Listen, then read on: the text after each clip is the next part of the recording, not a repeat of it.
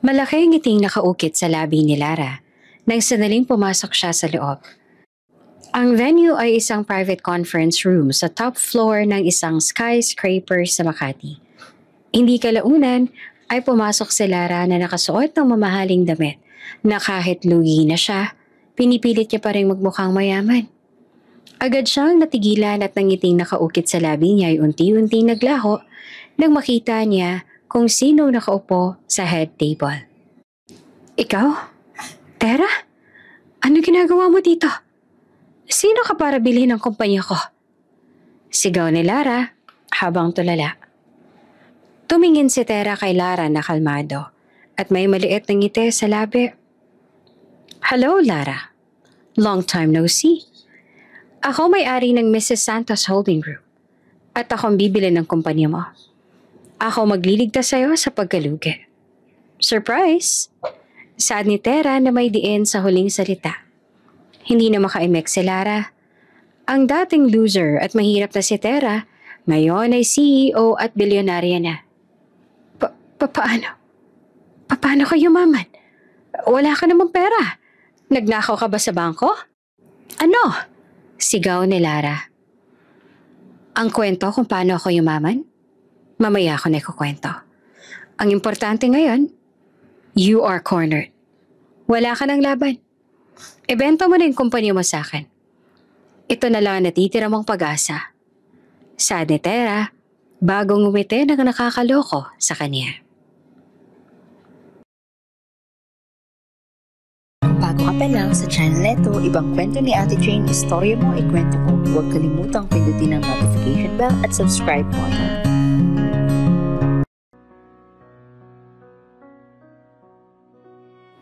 Ang bahay ni Tera at Kiko ay hindi malaki, hindi rin maliit. Sapat lang para sa dalawang taong nagmamahalan. O sa akala ni Tera, sapat lang para sa dalawang taong dapat na nagmamahalan. 5 taon na silang kasal. Simple lang ang buhay nila. Nagtatrabaho si Kiko sa isang kumpanya ng logistics. Samantalang si Tera naman ay nagbebenta sa online ng mga damit at kung ano-ano pa. Ang kinikita nila ay sakto lang para makaraos, makapagbayad ng monthly sa bahay at minsan ay makakain sa labas. Pero nitong mga nakaraang buwan may nagbago kay Kiko. Hindi na ito kasing sweet tulad ng dati kay Tera. Madalas na itong busy sa cellphone at kapag magkausap sila, parang lumilipad naman ang isip nito. Love, okay ka lang ba? Ang tahimik mo yata nito mga nakaraang araw. May problema ba sa work? Tanong ni Tera habang inaayos ang hinuhugasang plato. Wala, love. Sobrang dami lang talaga ng deadline ngayon. Nagpaplano kasi yung company na mag-expand. Kaya seryoso talaga yung pressure sa work. Sagot naman ni Kiko na hindi man lang tumingin sa asawa. Hawak nito ang cellphone at nagtatype ng mabilis. Talaga ba? Akala ko pa naman kung ano na. Kaya pala ang dami mong late night calls at meetings na madalas. Gusto mo ba i-massage kita mamaya para ma-relax ka? Wag na love. Maaga pa ako bukas. Kailangan ko na matulog na maaga. Ikaw na lang muna. Good night. Sabi nito sabay halik sa noo ni Tera na parang nagmamadali. Pagkatapos dumiretso na sa kwarto at nilock ang pinto. Naiwan si Tera sa kusina. Nakatayo at biglang nakaramdam ng kurot sa dibdib. Hindi na bago yung pagiging busy ni Kiko. Pero yung paglock ng pinto, hindi niya ugali yun.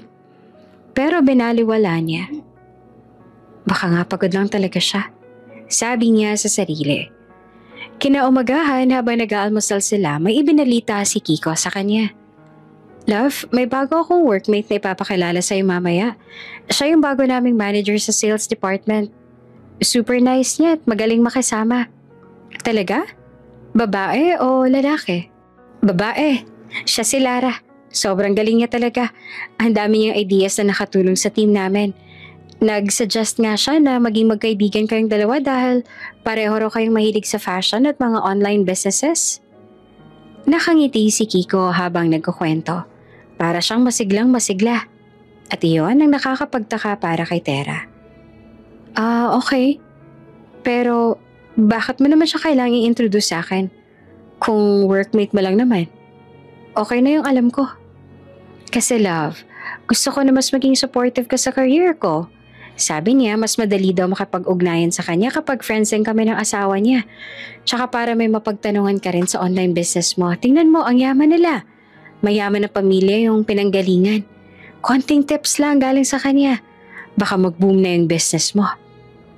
Paliwanag pa ni Kiko na parang labis na humahanga sa sinasabing workmate. Kahit na nag-aalangan, pumayag si Tera. Hindi siya snob na tao. At isa pa, gusto niya makita ang masaya at gumaan kahit na papaano ang pakiramdam ni Kiko. Sige na nga, pero make sure lang na hindi siya magiging distraction sa work mo. Niyakap ni Kiko si Tera sa labis sa tuwa. Ayan, kaya mahal kita eh. You're the best. Nang hapong iyon, dumaan si Kiko at Lara sa bahay nila. Pagkakita ni Tera kay Lara, napalingon siya ulit. Ang babae maganda, matikas ang tindig, at may hindi may ipaliwanag na pamilyaridad sa mukha. Halos magkahawig sila. Meron din itong ugaling palaging inaayos ang buhok sa likod ng tenga gamit ang hintuturo. Isang mannerism na matagal niya nang kinalimutan na meron din siya nung bata pa siya. Love, si Lara. Lara, si Tera. Asawa ko. Hi Tera, nice to finally meet you. Ang dami kong narinig kay Kiko tungkol sa'yo. Sabi ni Lara na malapad ang ngiti. Pero sa mga mata nito ay may nakita si Tera na hindi niya maipaliwanag. Parang may halong pangungutya, pero binaliwala niya ulit. Siguro dahil baka naiinggit lang siya na maganda at matalino ang kaibigan ng asawa niya. Hello Lara, pasensya ka na kung simple lang tong bahay namin hindi kasi kami ganong kayaman. Natatawa ang sabi ni Tera. Ay ano ka ba? You have a beautiful home. Ang cozy nga tsaka hindi naman importante yung laki ng bahay, diba? Ang importante, masaya kayo. Sagot ni Lara. Pero habang sinasabi iyon ni Lara, nakita ni Tera na mabilis itong sumulyap sa paligid ng bahay, lalo na sa mga furniture nila. Parang tinitingnan kung gaanong ka-cheap ang mga iyon. Biglang uminit ang dugo ni Tera, pero pinigilan niya. Baka nag-overthink lang siya. Nang mag-usap sila tungkol sa online business ni Tera, nagbigay ng ilang tips si Lara. Pero sa bawat tip na binibigay niya, parang may kasamang slight na pangmamaliit. Alam mo Tera, sa totoo lang, maganda yung concept ng mga damit mo. Pero siguro masyadong safe yung mga design. Kailangan mo ng something bolder. Parang yung mga items na ini-endorse ng shop ng pinsan ko. Ang dami bumibili kasi expensive yung branding. Sa'yo parang pang masa masyado. Sabi ni Lara habang tumatawa ng kaunti. Okay. Kasi sinisiguro ko lang na affordable sa lahat. Paliwanag ni Tera habang nararamdaman ang pag-init ng kanyang pisngi. Pero minsan kasi mas maganda kung tataasan mo yung value mo, diba? Para ma-attract mo yung mga clients na may kaya. Katulad ng asawa mo, si Kiko. Dapat level up din yung lifestyle niya. Kailangan niya ng asawang supportive sa financial goals niya. Patuloy pa na Lara. Hindi naman na nakaimik si Tera. Hindi niya alam kung friendly advice pa ba yun o pang-iinsulto. Napatingin siya kay Kiko na nakangiti lang. Parang proud sa bawat salitang lumalabas sa bibig na Lara. Iyon ang simula ng pagiging magkaibigan na Lara Tera. Madalas na silang magkasama. Sa lunch, sa coffee at minsan, dumadaan pa si Lara sa bahay nila. Madalas kapag wala si Kiko. Ang hindi alam ni Tera, bawat pagbisita ni Lara, may kasama palang misyon na unti-unting sirain yung confidence niya sa sarili. Isang araw habang nagkakape sila sa isang mall, napansin ni Tera na may bago at mamahaling relo si Lara. Wow Lara, ang ganda naman ng relo mo. Brand new ba? Oo, bigay ni Kay. Surprise niya sa akin. Ang ganda diba? Parang ang hindi ako nagsasawang tingnan to Sabi ni Lara habang humahalakak. Biglang napakunot ang noo si Tera. Kay? Sino si Kay? Sino si Kay? Bagong boyfriend mo? Tanong ni Tera na kunwaring masigla. Hindi. Family friend lang namin. Actually, sobrang bait niya. Ay, teka. Alam mo, gusto ko sanang i-check yung inventory ko sa shop. Pwede mo ba akong samahan? Biglang pag-iiba ni Lara sa usapan. Parang may warning bell na tumunog sa isip ni Tera. Bakit naman biglang nag-iba ng usapan si Lara? At bakit Kay ang tawag niya? Si Kiko ang unang pumasok sa isip niya pero pinilit niyang kalimutan iyon. Masyado lang siguro siyang paranoid. Habang naglalakad sila, ay nakasalubong silang common friend ni Tera na nagtatrabaho sa human resources sa kumpanya ni Kiko. Hi, Tera. Hello. Lara, diba? Kamusta? Magkasama pala kayong dalawa. Akala ko ba totoo yung boss-employee relationship ninyo? Malisyosong tanong ni Gina bago pa sikretong lumingon kay Tera na ngayon ay nagtataka na. Gina, tumigil ka na nga. Workmates lang kami ni Kiko. Nag-shopping na kami ni Tera. Sagot naman ni Lara na biglang namutla. Sorry Gina, pero ano yung sinabi mo? Singit ni Tera habang kunot noong nakatingin sa dalaga. Anong boss-employee relationship? Wala yun. Nagbibiro lang ako. Sige na, mauna na ako. Enjoy your date. Shopping pala. Sabi ni Gina sabay takbo na parang kinakabahan. Napatulala si Tera. Anong boss-employee relationship ang sinasabi ni Gina? At bakit biglang nag-iba yung kulay ni Lara? Lara, anong ibig sabihin ni Gina? May issue ba sa inyo ni Kiko sa office? Tanong ni Tera na nagsimula ng mag-aalala. Wala yun, Tera. Si Gina, alam mo naman yun, madaldal. Siguro may nakita lang siyang post ni Kiko sa Facebook na may picture namin sa team building. Alam mo naman, magkatrabaho kami at nasa iisang team lang kami. Minsan, inaasar-asar nila na maganda raw yung tandem namin sa work. Paliwanag ni Lara, pero parang nanginginig ang boses. Pinilit ni Tera na maniwala sa paliwanag ni Lara, pero may butas pa rin sa kanyang puso. Naramdaman niya ang lamig ng realization na dahan-dahang gumagapang sa kanyang dibdib. May lihim na itinatago sina Kiko at Lara, at siya, si Tera, ang last na makakaalam. Nagpatuloy sila sa paglalakad pero si Tera lutang na. Wala na siyang pakialam sa mga damit na ipinapakita ni Lara. Tanging mga salita ni Gina at ang paghiba ng kulay ni Lara ang laman ng isip niya. Habang nagpapaliwanag si Lara, napansin niya ang wallpaper sa cellphone ni Lara. Larawan niya iyon, ni Kiko na magkayakap at nakangiti. Hindi ito related sa work. Ang picture ay parang kinuha sa isang restaurant. Biglang nanlambot ang tuhod ni Tera. Ang pamilyar na kurot sa dibdib ay naging matinding kirot. Hindi na siya makahinga. Nagbabanta na ring bumagsak ang luha niya nang dahil sa nakita. Wait lang. May masakit sa tiyan ko. Una na ako ha, mamaya na lang tayo magkita. Palusot ni Tera na parang mauubusan ng hininga. Nang makalayo si Tera, hindi niya napigilan ng pag-iyak. Parang pinagbagsakan siya ng langit at lupa. Ang babaeng pinakilala sa kanya ng asawa bilang workmate at naging kaibigan niya, kabit pala ng asawa niya. Nang makalayo si Tera, hindi niya na napigilan ang luhang kanina pa nagbabanta. Naghanap siya ng bakanteng upuan sa isang sulok ng mall at doon, tahimik siyang umiyak habang nakatungo. Iniiwasang may makakita sa kanyang kalagayan. Ang image wallpaper ng cellphone ni Lara. Ang yakap ni Kiko sa kanya. Ang ngiti nilang dalawa ay animong paulit-ulit na nagre-replay sa isip niya. Hindi totoo yun. Baka set up lang yan para sa team building nila. Baka joke lang lahat ng yan. Pagpilit niya sa sarili. Ngunit ang bilis na pagpapalit ng usapan ni Lara tungkol sa family friend niya at ang biglang pag-iba ng kulay nito nang magsalita si Gina ay sapat ng ebidensya para gumuho ang mundo niya. Matapos ang halos kalahating oras ng pag-iyak, pinunasan niya ang kanyang mga luha.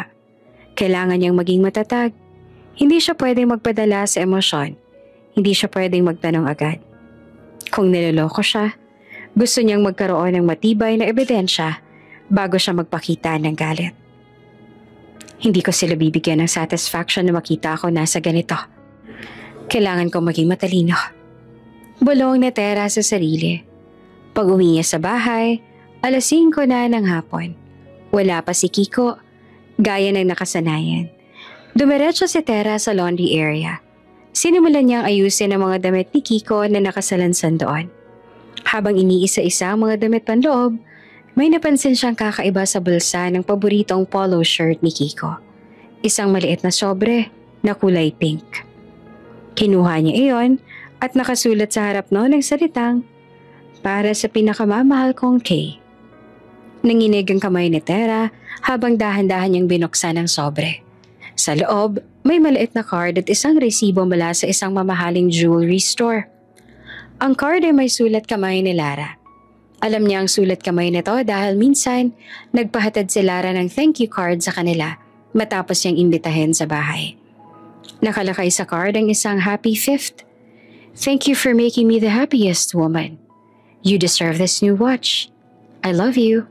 K. Always, L." Kinagat ni Tera ang labi niya para pigilan ng pagsigaw. Happy 5th? 5 taon na silang mag-asawa ni Kiko. Ibig sabihin, 5 taon na rin siyang niloloko ng asawa niya. 5 taon na palang may kabit ang asawa niya. At ang regalo ngayon? Iyon ang regalo na ipinakita ni Lara sa kanya kanina. Napatingin si Tera sa resibo. Isang mamahaling gold watch na halos kalahati ng savings na lang presyo. Kalahati ng savings namin ginamit mo lang para bilhan ng regalo yung kapit mo. At pinapakita pa sa akin ni Lara yung relong yun. Galit na bulong ni Tera habang humahawak sa dibdib. Ang sakit ay hindi na kirot, kundi matinding hapde. Nagsimula siyang manginig. Naramdaman niyang dumating si Kiko. Mabilis siyang tinago ang sobre at resibo sa bulsa ng kanyang robe. "Love, andito na ako. Ang aga mo yata umuwi. Akala ko ba magbabonding pa kayo ni Lara?" Sad ni Kiko na masigla ang boses. Naglakad si Tera papunta sa sala habang pilit na ngumingiti. Hindi niya hahayaang makita ni Kiko yung galit at sakit niya. Oo, pero may biglang order na kailangan ipake kaya umuwi na ako. Ang dami ko ang natutunan kay Lara. Ang galing talaga niya." Sad ni Tera na may diin sa salitang natutunan. "Kita mo na, sabi ko naman sa'yo ang galing ni Lara. Very supportive siya. Kaya nga love, gusto ko na mas maging close kayo. Para kung mag-retire na ako at itayo ko yung sarili kong business, may investor na tayo." Sad ni Kiko sabay lapit at yakap kay Tera. Nandidiri si Tera sa yakap ni Kiko. Pero nananatili siyang kalmado. "Ay, oo. Pero love, teka, napansin ko lang, parang ang dami mong calls sa private itong mga nakaraang araw. Family friend mo ba si Lara? Kasi kanina, may nakasalubong kami na para bang may kakaibang chismis na sinabi." Pag-uumpisa ni Tera sa pagsubok. "Ha? Ano ba yon? Si Gina? Si Gina ba yung sinasabi mo?" Ay nako, si Gina talaga. Ang hilig gumawa ng kwento. Well, si Lara kasi, she's not just a workmate. May potential siyang maging business partner namin soon. Sabi niya, gusto niyang i-invest yung pera niya sa isang maliit na logistics company. Kaya madalas kami nag-uusap about the future. Kaya huwag ka na magselos. Paliwanag ni Kiko na parang masyadong sigurado sa kanyang sinasabi. Ay, hindi ako nagsiselos, love. Slightly nagtataka lang kasi 'di ba, business ang pinag-uusapan niyo.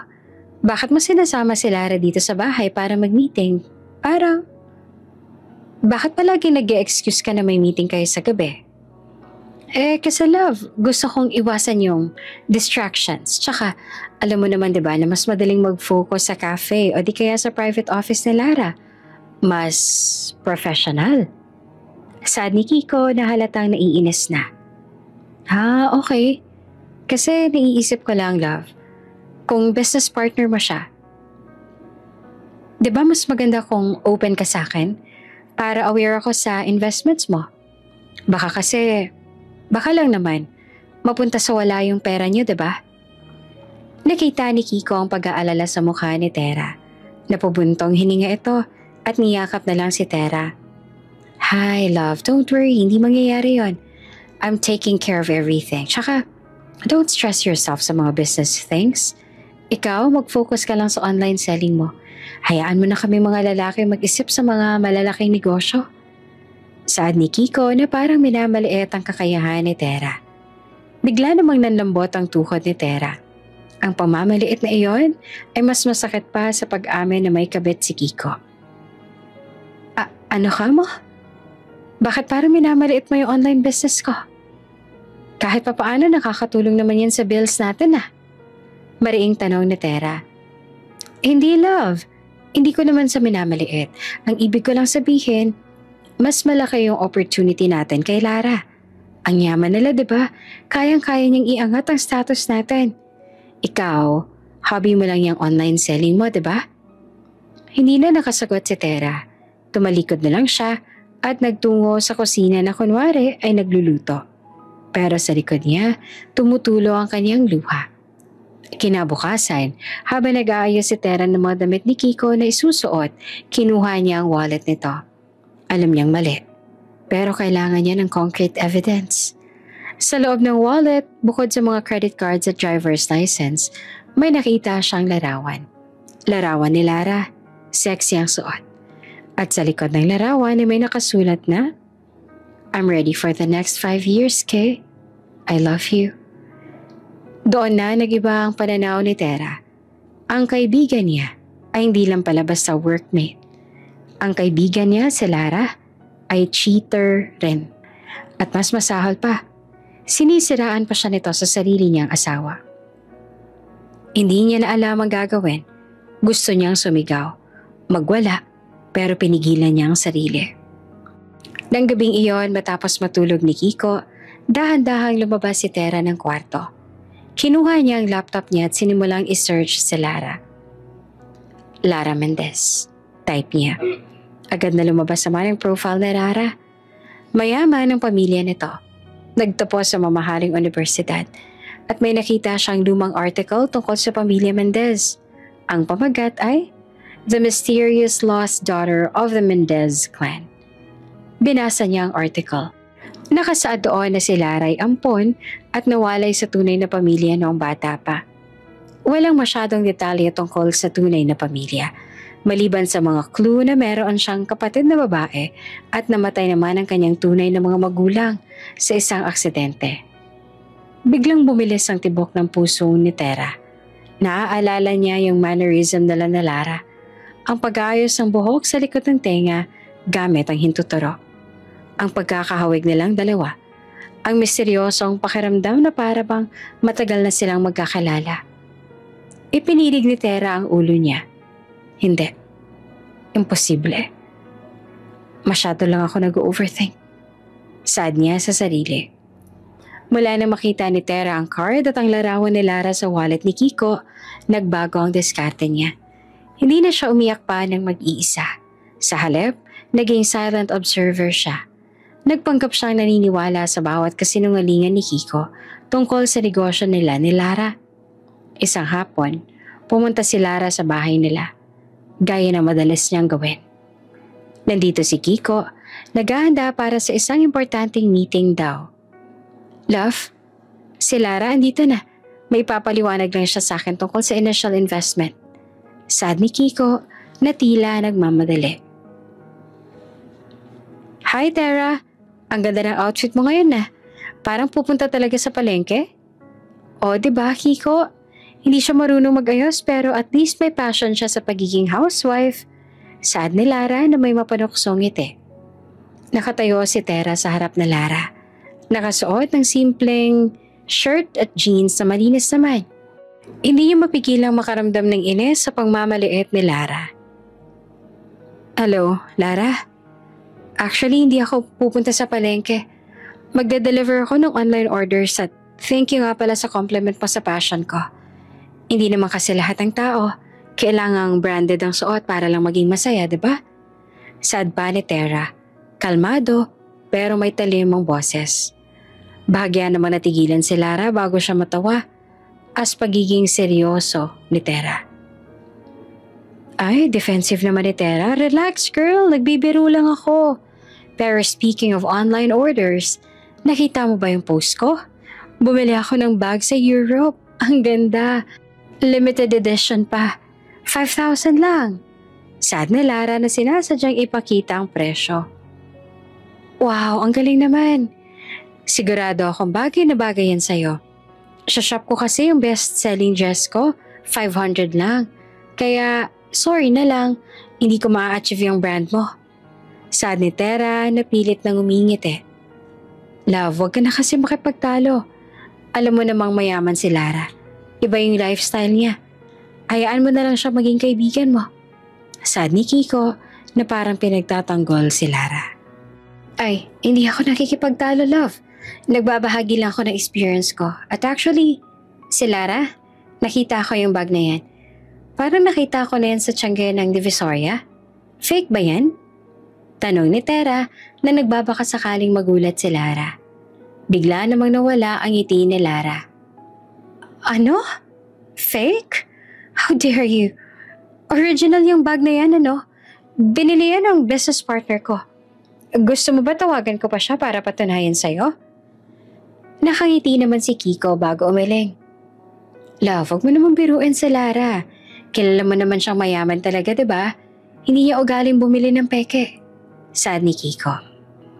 Habang nag-aaway sila, naramdaman ni Tera ang pag-init ng ulo. Kailangan niyang maging matalino. Hindi siya pwedeng magpadala sa galit. Sorry Lara, nagbibiro lang ako. Pero seryoso, sana makapag-ipon din ako para makabili rin ako ng ganyang bag. Pwede bang humingi ng tips sa'yo? Paano ba makakahanap ng mayamang boyfriend tulad na nagbibigay ng relo sa'yo? Tanong ni Tera na sinadyang banggitin ng relo. Nagkatingin na naman sina Kiko at Lara at pareho silang kinabahan. Ha? Relo? Anong relo yung sinasabi mo? Yung pinakita ko ba sa'yo nung nakaraan? Oh, actually, that's fake. Ipinacheck ko nga yung authenticity nun eh. Kaso sabi, fake nga raw. So, ayun. Ani ni Lara bago tumawa ng pilit. Nako, dapat kasi wag kang magmamadaling bumili. Dapat sa mga authentic store ka talaga bumibili lalo ng mga ganyan. Kunwaring pangaral ni Kiko kay Lara bago siya bumaling kay Tera na ngayon ay nakataas na ang kilay na nakatingin sa kanila. Love, baka nalito ka lang. Cheap lang yung relo na yan. Stop overthinking, ha? Saad ni Kiko. Okay. Ang dami kasing K sa mundo. Naisip ko lang, baka mayaman talaga yung boyfriend mo na nagbigay sa inyan, diba? Kasi very supportive naman si Kiko sa business mo eh. Baka ma-inspire din siya na maging mayaman din para ma-achieve yung standards mo. Saad ni Tera na pilit tinutukoy ang pangangabit.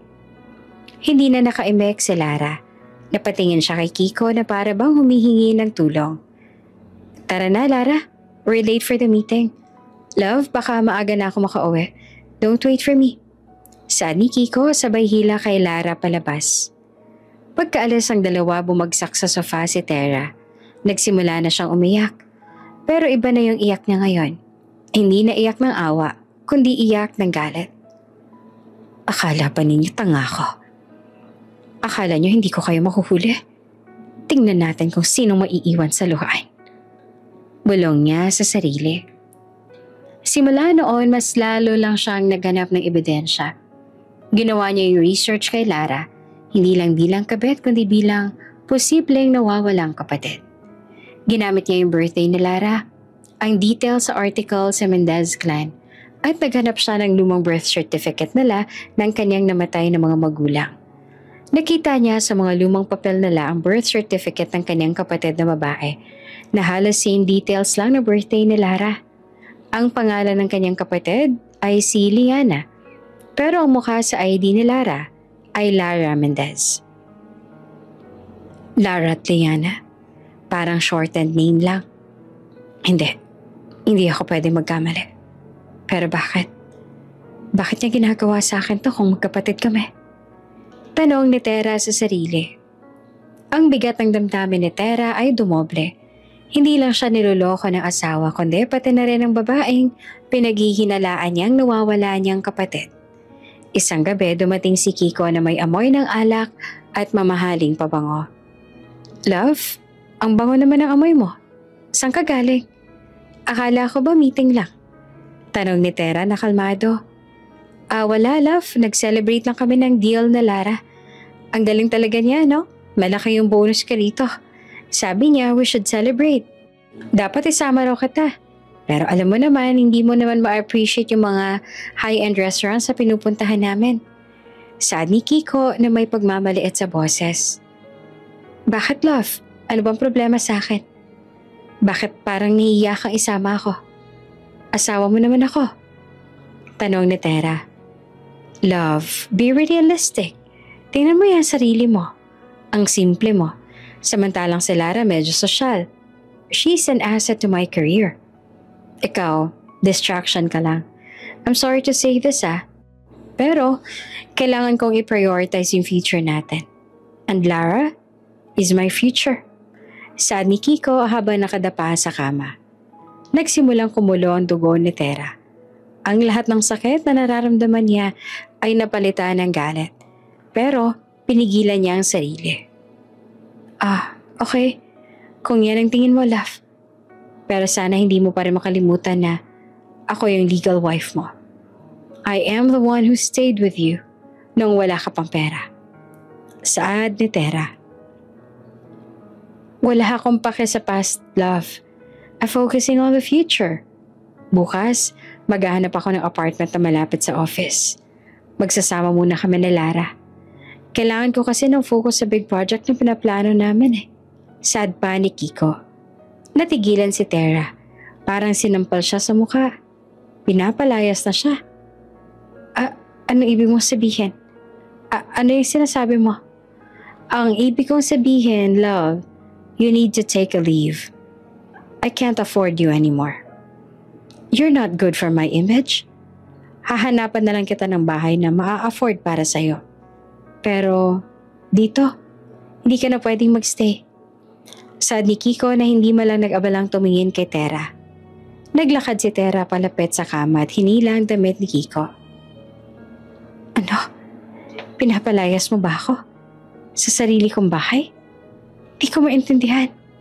Bakit? Ano bang problema? Huwag ka na magtanong, love. You know the answer. Si Lara, gustong-gusto kong kasama. Mas maganda siya. Mas matalino.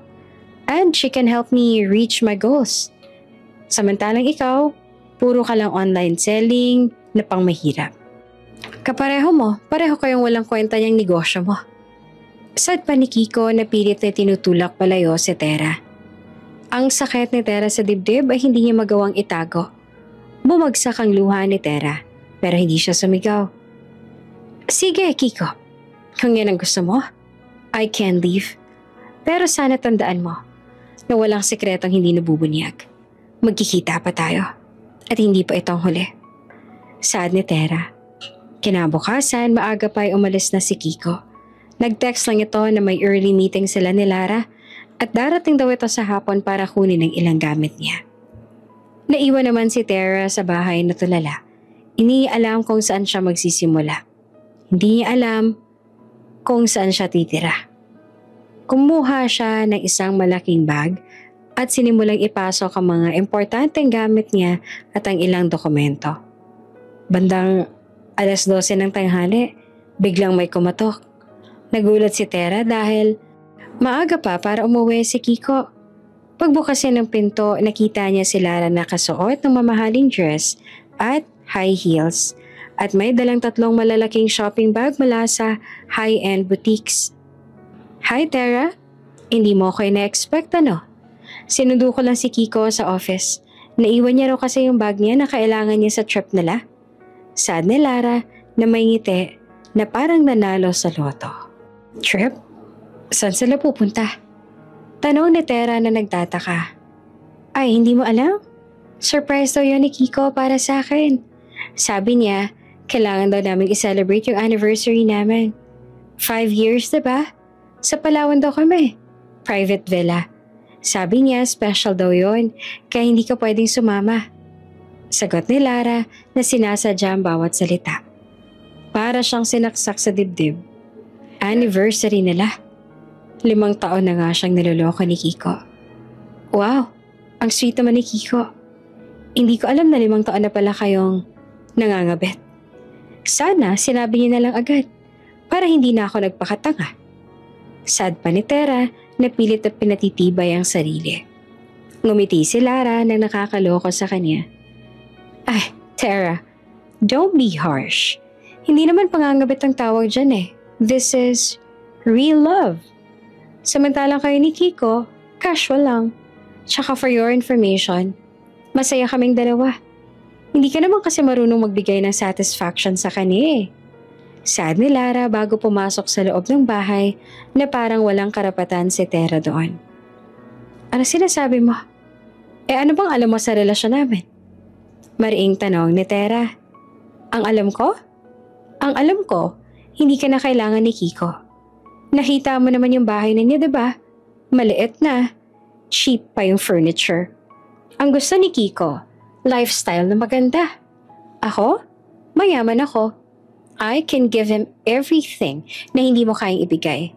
Tingnan mo yung damit ko, yung bag ko. You can never afford this. Saad na Lara na tila hinahamon si Tera. Hindi ako nakikipagkompetensya sa kayamanan mo, Lara. Ang pinag-uusapan dito, respeto at loyalty. Meron ka ba nun? Wala ka nun. Saad ni Tera at hindi niya na mapigilang mamasa ang kanyang mga mata.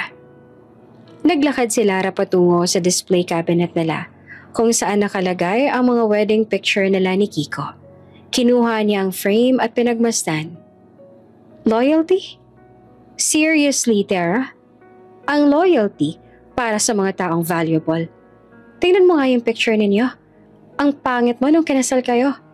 Ha? Alam mo, Tera? Hindi ko maintindihan si Kiko kung bakit ikaw pa yung pinakasalan niya. We look almost the same. Pero mas classy ako. Mas may dating.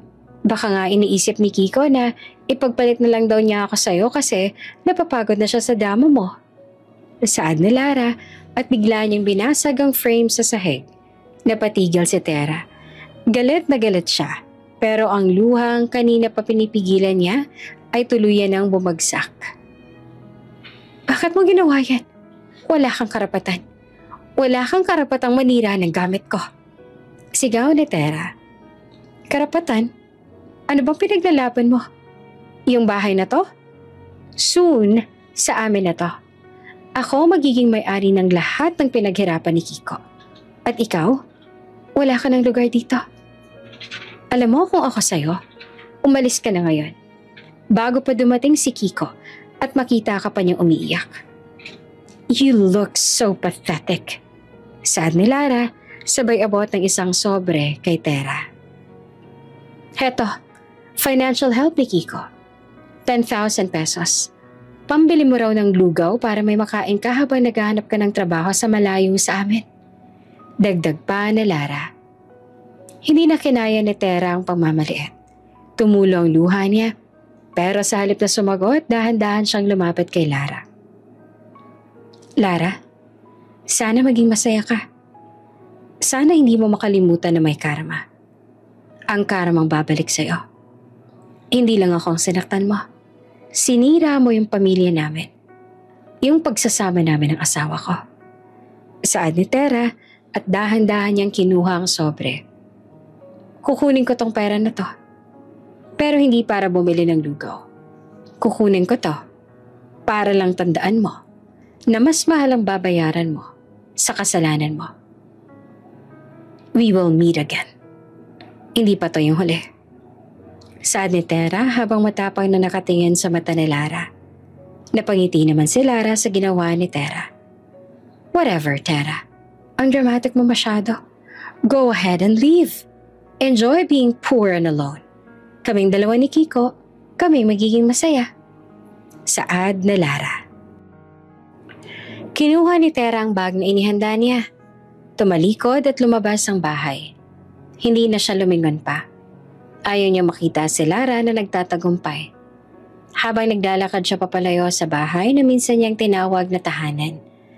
Naramdaman niya ang lamig ng mundo. Wala siyang pera. Wala siyang matitirhan. Ang tanging dala niya lang ay isang bag at ang galit na nag-aalab sa puso niya. Doon nagsimula ang paglalakbay ni Tera. Naglalakad siya sa mainit na sikat ng araw. Hindi alam kung saan pupunta. Napadaan siya sa isang parke. Doon siya umupo sa ilalim ng isang puno at doon nilabas niya ang lahat ng sakit. Ang iyak niya ay hindi mahina. Ito ay puno ng hinagpis at pinagsisi sa kanyang sarili kung bakit siya nagpakatanga. Kiko, Lara, magbabayad kayo. Gagawin ko lahat para sirain kayo. Bulong niya sa pagitan ng kanyang pag-iyak. Habang naglalakad si Tera sa isang madilim na eskinita, nakaramdam siya ng gutom at pagod. Napagdesisyon na niyang maghanap ng mumurahing inn para makatulog. Habang naglalakad siya, may nakita siyang kakaiba sa gilid ng dumpster. Isang malaking sako na kulay brown na parang basura. Napaisip si Tera. Marahil ay may recyclable materials ito na pwedeng ibenta para may pambili siya ng pagkain. Dahan-dahan siyang lumapit. Sana, may laman tong kahit anong bagay na pwedeng ibenta. Bulong niya. Hinila niya ang sako. Ang bigat. Hindi kalaunan ay sinubukan niyang buksan ang sako. Nanginginig ang kamay niya habang binubuksan ang sako. Nang sumilip siya sa loob, halos manlaki ang kanyang mga mata. Hindi basura, hindi lata, hindi papel. Ang laman ng sako ay nagliwanag sa dilim. Puro ginto. Nanginginig ang buong katawan ni Tera habang nakatitig sa loob ng sako. Hindi ito ginto na parang alahas lang. Ito ay purong gold bars na nakasalansa ng maayos sa loob ng sako. Ang bigat nito ay halos hindi niya kayang buhatin. Ano to? Panaginip lang ba to? Nasa kalye lang? Paano nangyari to? Bulong niya na halos hindi makahinga. Hinawakan niya ang isang gold bar. Malamig, mabigat at ang kulay ay nagbigay sa kanya ng kakaibang pakiramdam. Hindi lamang ng pag-asa, kundi ng kapangyarihan. Nabalik siya sa realidad nang marinig niya ang tunog ng isang sasakyan na paparating. Kailangan niyang umalis agad. Hindi siya pwedeng mahuli na hawak ang ganito karaming ginto. Baka mapagkamalan pa siyang magnanakaw. Kailangan ko umalis dito. Ngayon na. Sa kabila ng pagod at gutom, nakahanap siya ng lakas. Ginamit niya ang lahat ng kanyang puwersa para kaladkarin ang sako, patungo sa isang abandoned building na hindi kalayuan. Ang sako ay halos sing bigat niya. Bawat hakbang ay parang isang marathon para sa kanya na sobrang bigat ang sako. Nang makarating siya sa loob ng madilim at tahimik na building, ibinagsak niya ang sako. Napaupo siya sa sobrang pagod. Pawis na pawis siya, pero ang sakit at pagod ay napalitan ng excitement at suspense dahil sa mga ginto. Binuksan niyang muli ang sako at sinimulang bilangin ang laman. Merong 100 gold bar sa loob. Bawat bar ay may stamp at serial number.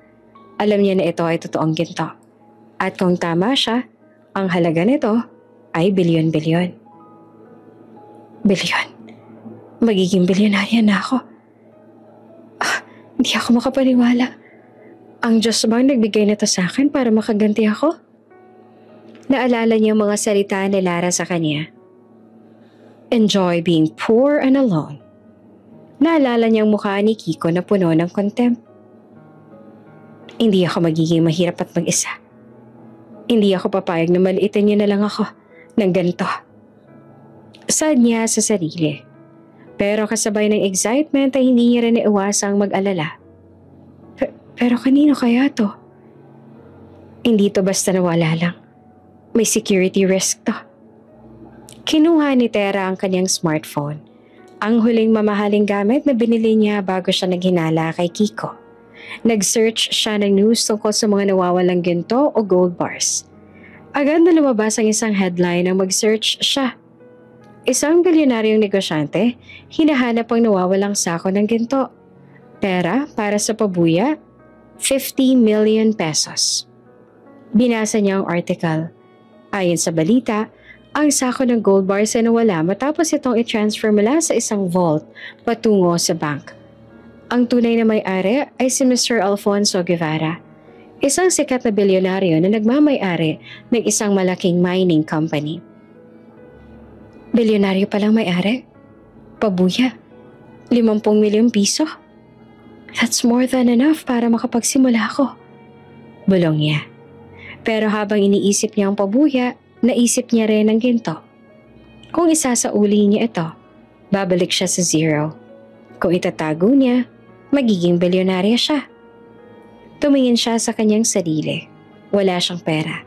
Wala siyang kaibigan. Ang asawa niya ipinagpalit siya sa kabit. Ito na ang chance niya para mag-level up ang buhay niya. Hindi ko to nanakaw. Napulit ka lang. Hindi naman masama yung kumuha ng opportunity na ibinigay sa'yo ng kapalaran. Desisyon niya.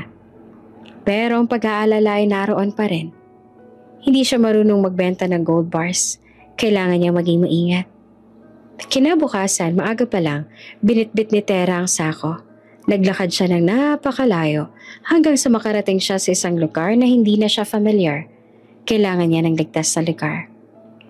Gamit ang 10,000 piso na bigay ni Kiko at Lara, nagrenta siya ng isang cheap at tagong apartment sa malayong probinsya.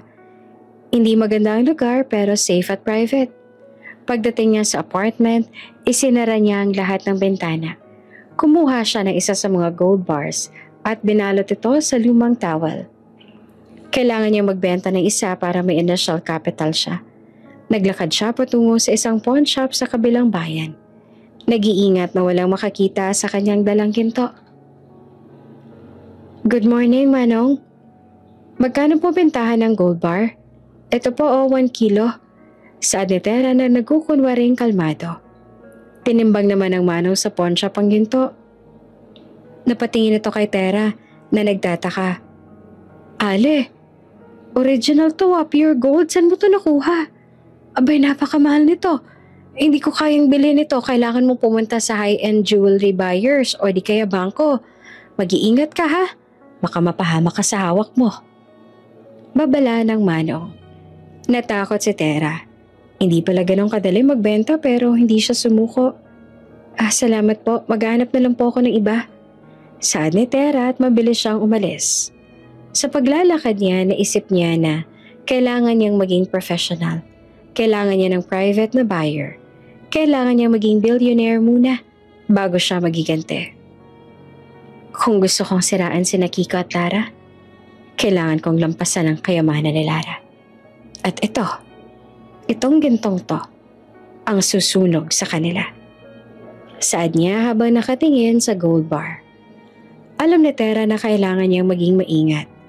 Ang paghahanap ng buyer para sa 100 gold bars ay hindi basta-basta. Kailangan niya makakita ng tao na discreet at mapagkakatiwalaan. Gumawa siya ng burner phone at email account para makipag-ugnayan sa financial consultant na nakita niya sa isang online forum. Isang tao nagsaspecialize sa pagbebenta ng precious metals sa private market. Pagkatapos ng ilang araw na maingat na online communication, nagkasundo sila ng consultant na magkita sa isang low-key na coffee shop sa Maynila. Sigurado ka bang discreet ka? Ayoko malaman ng kahit sino yung tungkol dito. Saad ni Tera na nakasuot ng simpleng hoodie at shades para hindi makilala. Madam, don't worry. I am a professional. Dala ko yung device na makakapag-verify ng authenticity ng gold mo.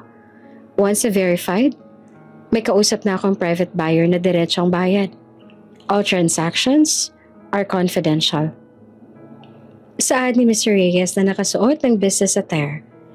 Dinala ni Tera ang 3 gold bars lang muna na nakabalot sa towel.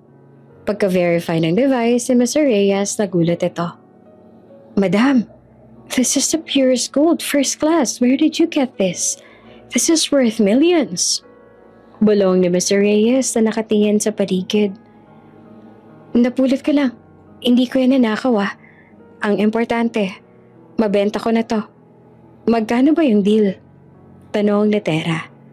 Nag-usap sila ng matagal tungkol sa presyo at komisyon. Matapos ang meeting, nabenta ni Tera ang 3 gold bar sa cash. Agad naman siyang naging multi-millionaire. Eto na, may puhunan na ako. Oras na para bumalik sa laro. Bulong ni Tera habang nakasakay sa taxi pabalik sa apartment niya. Ginamit ni Tera ang initial capital niya para bumili ng isang safe na condo unit at mag-hire ng isang trusted financial advisor na siya namang tutulong sa kanya sa pagbebenta ng iba pang gold bars sa installment basis. Every month, discreetly. Gusto ko, unti-unti lang akong yumaman. Ayoko nang biglaan. Paliwanag ni Tera sa kanyang advisor. Habang nagiging busy si Tera sa pagyaman, nagsimula na ring lumabas ang katotohanan kina Kiko at Lara. Gaya ng plano ni Tera, kailangan niyang makita kung paano gumagalaw sina Kiko at Lara habang wala siya. Nagsimula siyang mag-imbestiga online gamit ang fake accounts niya. Nakita niya sa social media ni Kiko nang nagpo-post na ito ng status na, "Finally, my life is complete.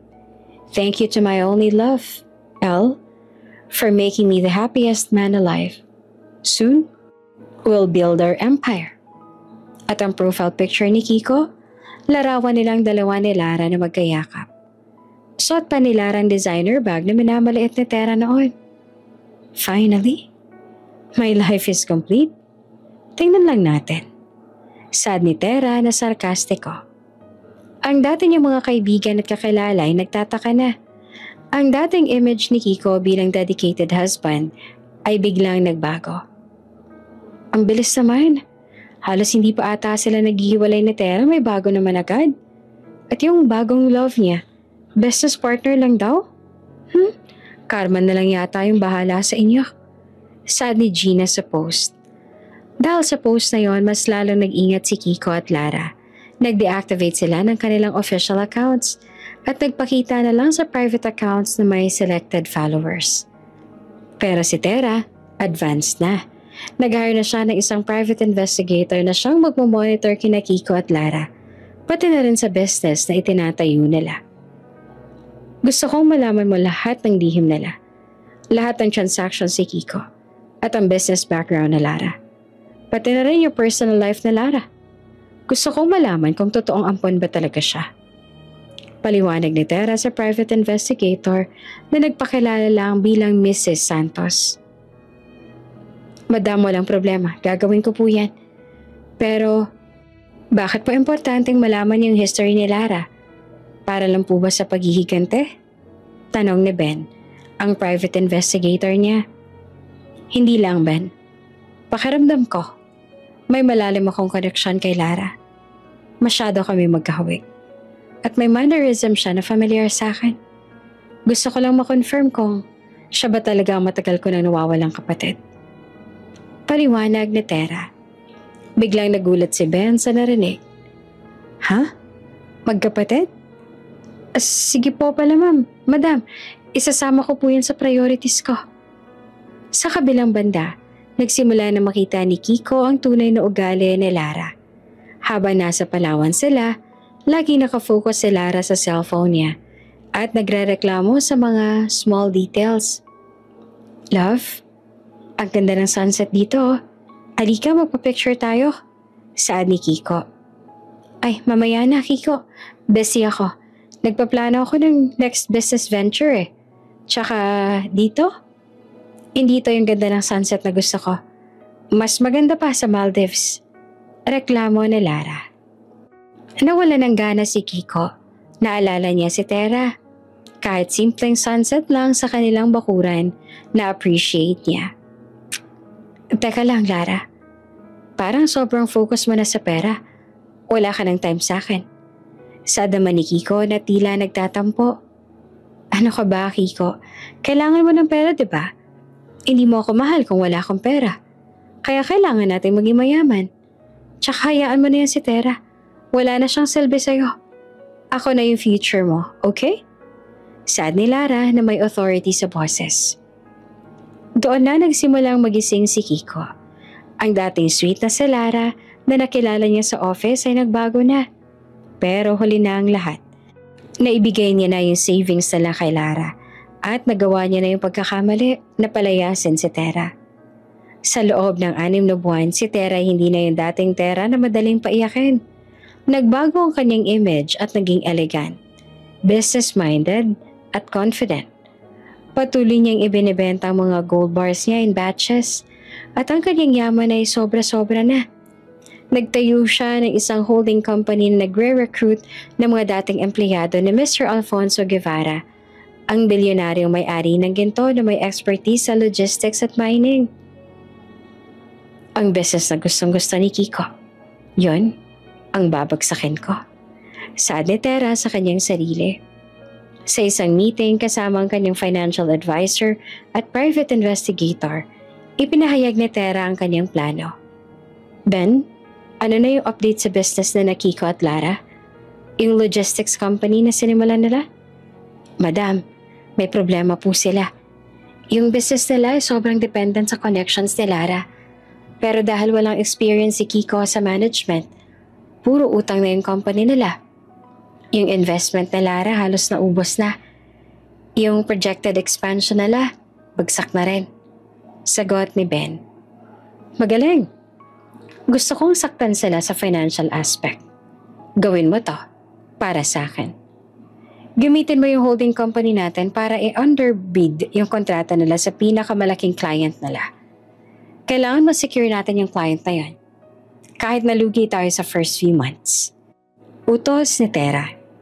Nagulat ang financial advisor ni Tera. Madam, masyado pong risky po yan. Magkano po ba yung ibababa natin sa offer? Sigurado po ba kayong gigibain natin sila sa halaga? Oo. At wala akong pakialam sa pera. Ang importante, masira yung reputasyon nila sa industry. I want them to panic. I want them to feel na may kalaban silang sobrang yaman at powerful na kayang baliwalain ang presyo para lang agawin yung client nila. Paliwanag ni Tera na malamig ang boses. Nangyari ang deal dahil sa massive underbid ni Tera. Nakuha ng holding company niya ang major contract na sana ay lifeline ni Kiko at Lara. Ano? Paano nangyari yun? Maganda na yung offer natin ah. Sino pa yung kumpanya na yan? Bakit nila kayang ibaba ng ganun yung presyo? Lugi na sila nan ah. Sigaw ni Lara kay Kiko sa office nila. Wala akong idea, love. Yung company bago lang. Mrs. Santos Holding Group? Pero yung mga board members nila, mga veterano sa logistics at mayayaman daw. Sabi ng client, mas reliable daw sila. Maliwanag ni Kiko na takot na takot. Gusto kong malaman kung sino yung nagpapatakbo na yan. Kailangan natin makagante. Huwag mo hayaang maubos yung pera ko sa kumpanyang to. Sigaw ni Lara na sinasabunutan na ang sarili. Ang stress at financial pressure ay nagdulot ng tensyon kina Kiko at Lara. Huwag kang umaktong parang kasalanan kong lahat. At huwag mo akong sisisihin. Ikaw yung nagbigay ng kapital. Ikaw yung may gusto nito. Sigaw ni Kiko dahil napuno na siya. Aba, nagsisisihan na tayo ngayon. Ikaw nga yung walang alam sa negosyo. Ikaw yung walang experience. Mabuti pa pala si Tera. Kahit mahirap siya, tahimik lang siya. Samantalang ikaw, puro problema ang dala mo. Sigaw na Lara.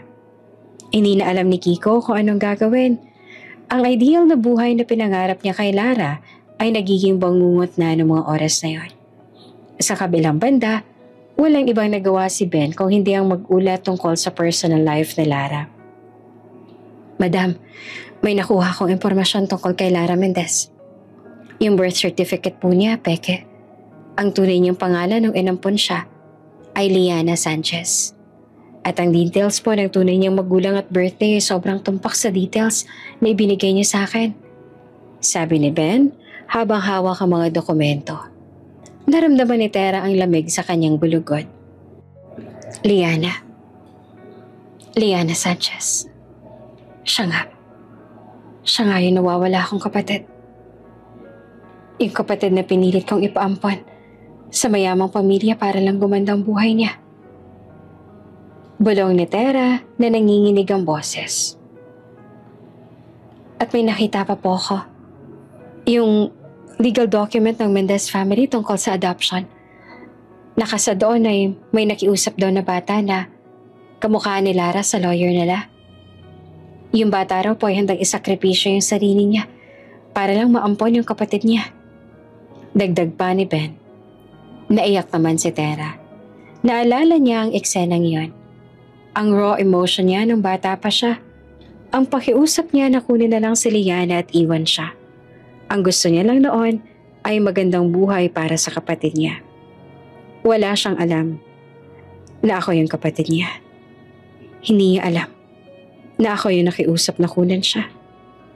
Kaya siya naghirap. Sad ni Tera na puno ng sakit at pagsisisi. Ben, tigilan mo muna yung pagpapabagsak sa business nila. Gusto ko malaman ni Lara kung ano yung totoo. Utos ni Tera na may dilema sa puso niya. Ang pagtuklas ni Lara Mendez ay si Liana Sanchez, ang nawawala niyang kapatid, ay nagpabago sa pananaw ni Tera.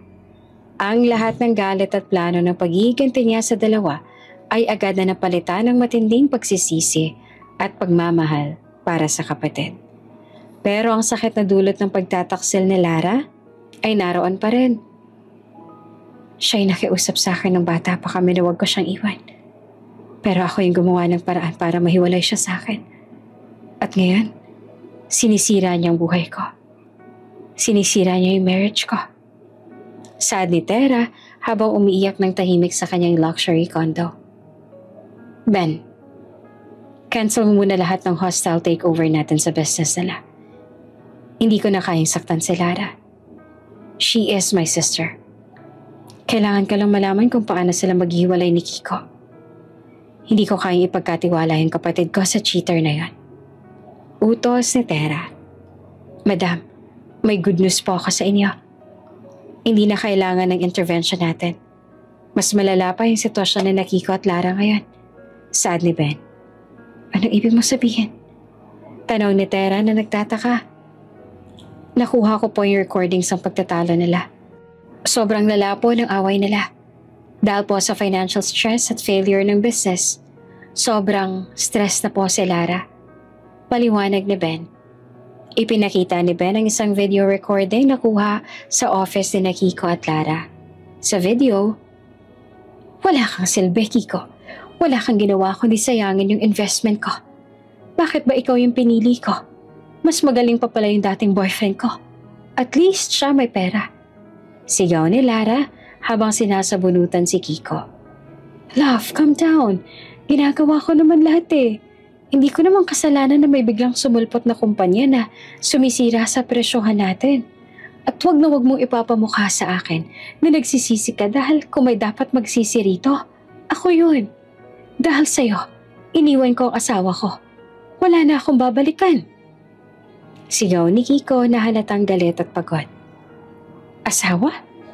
Huwag mong banggitin sa akin yung cheap na asawa mo. Wala siyang kwenta. Siya ang dahilan kung bakit hindi ka umaangat. Ngayon, umuwi ka na sa dati mong bahay. Ayoko na makita yung mukha mo. Sigaw na Lara. Nang matapos ang video, tumahimik si Tera. Hindi nagalit ang nararamdaman niya, kundi awa. Awa kay Kiko at awa kay Lara. Ganun ba yung buhay niya? Laging stressed at galit. Liana, bakit mo ginagawa yan sa sarili mo? Bulong ni Tera. Alam ni Tera na kailangan niyang magpakita. Kailangan niyang iligtas si Liana sa toxic relasyon na iyon. At ang first step niya, magpakita bilang may-ari ng Mrs. Santos Holding Group at agawin ng kumpanya ni Kiko at Lara. Kinausap ni Tera ang kanyang legal team nang makapagdesisyon. Gusto kong bilhin ang kumpanya ni Kiko at Lara. Gawin niyo legally. Gusto kong sila yung mag-alok ng sales sa akin dahil lugi na sila. Gusto ko silang makita sa meeting na nagbebenta sila sa akin. Utos ni Tera na may diin ang boses. Madam, walang problema. Dahil sobrang lubog na sila sa utang, madali na lang po natin silang mapipilit. Sagot ng lawyer. Sa kabilang banda, lumabas si Kiko sa apartment na Lara. Wala siyang choice kundi ang bumalik sa dating bahay na ni Tera. Pero pagdating niya roon, may lock na ang pinto. Nagrenta si Tera ng contractor para mapalitan ng locks at walang makakapasok sa bahay. Walang choice si Kiko kundi ang mag-text kay Tera. Love, buksan mo yung pinto. Umuwi na ako. Nag-away kami ni Lara. Nag-reply si Tera gamit ang new number niya. Matagal ko nang binenta yung bahay na yan. Hindi ka na welcome dyan. Maghanap ka na ng sarili mong bahay. Nataranta si Kiko. Paano siya makakahanap ng sarili niyang bahay kung wala siyang pera? Nasa bank account na Lara ang investment niya. Naiwan si Kiko sa labas ng bahay na walang masilungan. Si Kiko ay naiwang walang masisilungan sa kalye. Sinubukan niya makitulog sa apartment ni Lara pero hindi siya nito pinapasok. Nag-text siya kay Lara na animang nagmamakaawa. Love, mag-usap naman tayo. Parang awa mo na, wala akong matuluyan. Nakasarado na yung bahay namin ni Tera. Pumayag ka na, please. Kahit ngayong gabi lang. Sad ni Kiko. Nag-reply naman si Lara na animang nanggigigil. Wala akong paka sa'yo, Kiko. Hindi na kita mahal. Huwag mo ko istorbohin. Puro ka problema. Ikaw yung nagpasira sa business ko. Huwag mo nga akong tawaging love. I'm done with a cheap and loser like you. Saad ni Lara sa text. Hindi na rin sumagot si Kiko. Alam niyang wala na siyang chance kay Lara. Ang pangarap niyang maginhawang buhay ay biglang nawala. Nagsimulang mag-apply si Kiko sa ibang kumpanya. Pero dahil sa negativity na kumalat tungkol sa financial failure ng company nila ni Lara, hindi na siya matanggap sa magandang posisyon. Dahil sa stress at gutom, pumunta si Kiko sa office ni Lara para makiusap at umutang ng pera. Lara, parang awa mo na please. Bigyan mo naman ako ng cash kahit pambili lang ng pagkain Wala talaga akong pera. Saan ni Kiko na nakayuko at parang pulubi na? Nagulat ang mga empleyado na Lara nang makita si Kiko. Guard, palabasin niyo yan. Hindi ko yan kilala. He's a beggar. Sigaw na Lara nang makita niya si Kiko. Lara, ako to. Si Kiko, yung boyfriend mo, yung business partner mo. Ay, nakakahiya ka, Kiko. Anong boyfriend? Workmate lang kita.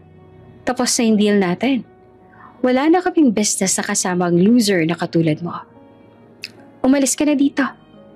Ito lang yung maibibigay ko sa'yo. Saad ni Lara, sabay bato ng 500 peso bill sa mukha ni Kiko.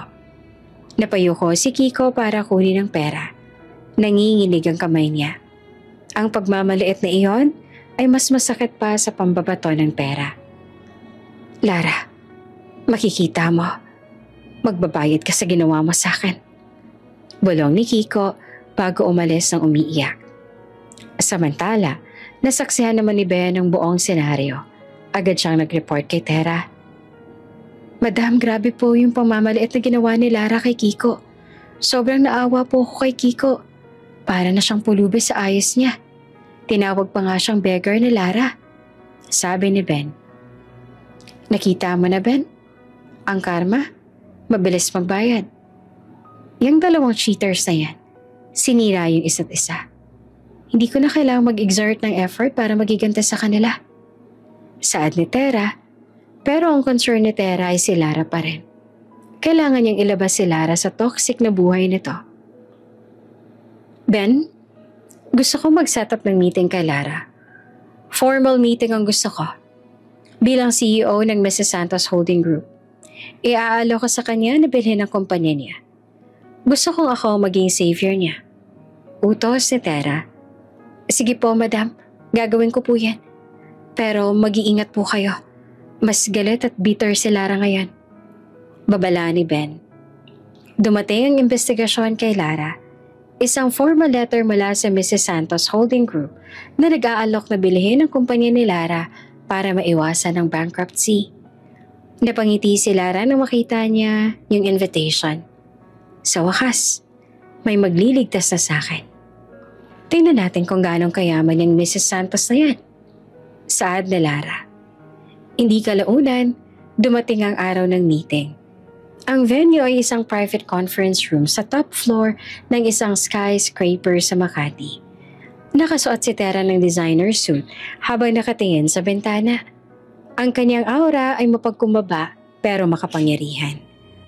Pumasok si Lara na nakasuot ng mamahaling damit na kahit lugi na siya, pinilit niya pa rin magmukhang mayaman. Nagulat siya nang makita niya kung sino nakaupo sa head table. Ikaw? Tera? Anong ginagawa mo dito? Sino ka para bilhin ng kumpanya ko? Sigaw ni Lara habang tulala. Tumingin si Tera kay Lara na kalmado at may maliit na ngiti sa labi. Hello, Lara. Long time no see. Ako may-ari ng Mrs. Santos Holding Group at akong bibili ng kumpanya mo. Ako ang magliligtas sa'yo sa pagkalugit. Surprise! Saad ni Tera na may diin sa huling salita. Hindi na makaimek si Lara. Ang dating loser at mahirap na si Tera, ngayon ay CEO at bilyonarya na. Paano? Paano kayo yumaman? Wala ka namang pera. Nagnakaw ka ba sa bangko? Ano? Sigaw na Lara. Ang kwento kung paano ako yumaman? Mamaya ako nakakwento. Ang importante ngayon, you are cornered. Wala ka ng laban. Ibenta mo na yung kumpanya mo sa akin. Ito na lang yung natitirang pag-asa mo. Saad ni Tera bago ngumiti na nakakaloko sa kanya. Nakaupo si Lara sa tapat ni Tera. Ang mukha niya ay animong hindi maipenta. Halo-halong gulat, galit, at pagkamangha ang nararamdaman niya. Ang babaeng minaliit niya at pinalaya sa bahay, ngayon ay naglalabas ng offer para bilhin ang palugi niya ng kumpanya. Paano? Seryoso? Hindi ako naniniwala na ikaw yung Mrs. Santos. Nagpapanggap ka lang, di ba? Kiko, nasan si Kiko? Kasama mo siya dito, di ba? Sinira niyo bang buhay ko? Sigaw ni Lara na halos tumayo na sa upuan. Umupo ka, Lara. Huwag kang mag-eskandalo. Seryoso ako. Ako? Si Mrs. Santos, ang CEO ng holding group na nagpabagsak sa iyo at kay Kiko. Saad ni Tera na kalmado. Biglang nanlambot si Lara at napaupo. Ikaw? Ikaw ang gumawa nito sa akin? Hindi ako ang gumawa nito sa iyo. Ikaw at si Kiko ang gumawa nito sa sarili ninyo. Simulan natin sa simula. Naalala mo ba nang pinalayas mo ako sa sarili kong bahay? Ang pagmamaliit mo sa damit at online business ko? Naalala mo ba yung 10,000 piso na binato mo sa mukha ko para lang may pambili ako ng lugaw? Tanong ni Tera na walang emosyon ng boses. Ano? Kasalanan mo yun. Hindi ka supportive kay Kiko. Hindi ka marunong mag-ayos kaya kanya pinagpalit sa akin. Depensa ni Lara.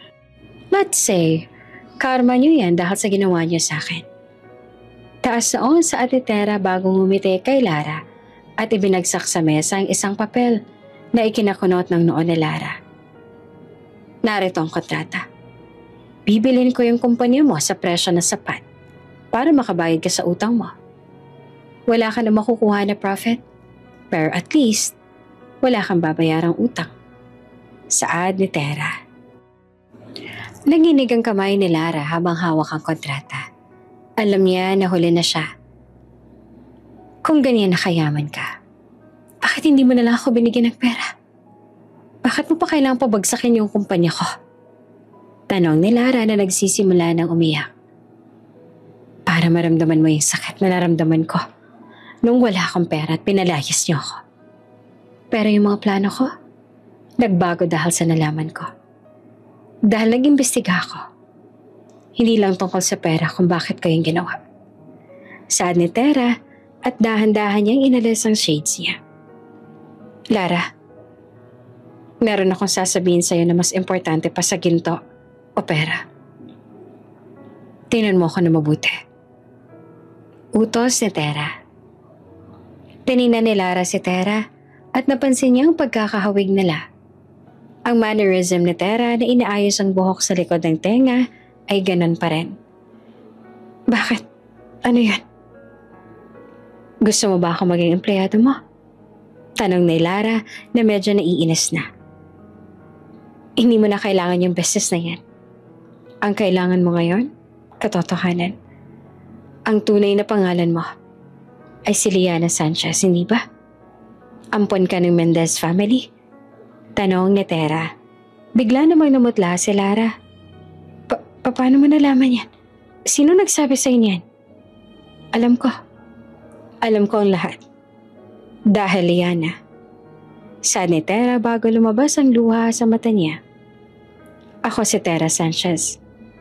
Ako yung nawawala mong kapatid. Natulala si Lara. Ang dating galit ay napalitan ng gulat. Kapatid? Ang babaeng siniraan niya. Ang asawa ng pamilyang sinira niya. Kapatid niya? Tulalang-tulala si Lara sa narinig. Ang kapatid niya? Ang babaeng pinaramdam niya ng matinding pagmamaliit at kawalan ng halaga ay kapatid niya pala. Nagsisinungaling ka lang. Sinungaling ka. Hindi pwedeng ikaw yung kapatid ko. Bakit? Kung totoo yan, bakit mo sinira yung buhay ko? Sigaw ni Lara na ang luha ay tuloy-tuloy na ang bumabagsak. Tumayo si Tera at lumapit kay Lara. Kalmado pero may bigat ang boses. Sinaktan mo rin ako, Lara. Ikaw ang sumira sa kasal ko. Ikaw yung nagpalaya sa akin sa sarili kong bahay. Ginawa ko lahat yan para maramdaman mo yung sakit. Pero yung sakit na nararamdaman ko ngayon, mas masakit pa. Dahil yung kapatid ko, sinira ako. Saad ni Tera na nanginginig ang boses. Kapatid? Hindi ko naaalala na may kapatid ako. Ang alam ko mag-isa lang ako. Ampun nga lang ako, di ba? Walang may gusto sa akin. Meron, Lara, meron. Naaalala mo ba yung kwento na totoo mong pamilya ay namatay sa sunog? May nakaligtas. Tayong dalawa yon. Mahirap lang tayo noon. Hindi natin kayang mabuhay mag-isa. Paliwanag ni Tera bago umupo sa tabi ni Lara. Nung nakita namin na may mayamang pamilya na gustong mag-ampon ng bata, pinakausapan ko sila. Sabi ko, ako na lang yung iwan nila, wag lang ikaw. Na ikaw na lang yung kunin nila para gumanda ang buhay mo. Saad ni Tera at tuluyan na siyang umiyak. Nagulat si Lara. Ang trauma niya noong bata pa siya ay nagsimulang bumalik. Ang alaala ng isang maliit na babae na nakahawak sa kamay ng lalaki at pinilit siyang iwan ng kapatid niya. Ako, ang nakiusap na huwag mo akong iwan. Hindi ko matandaan yung mukha mo. Pero naaalala ko yung sakit na nararamdaman ko nung iniwan mo ako. Kaya siguro ako naging ganyan kasama. Kasi naramdaman kong walang nagmamahal sa akin. Sigaw ni Lara na halos mag-hysterical. Hindi, Lara. Mali ka. Mahal na mahal kita kung alam mo lang. Kaya ako ginawa yun. Yung pag-iwan ko sa'yo noon, iyon ang pinakamalaking sakripisyo na ginawa ko. Gusto ko lang makita kang masaya at mayaman.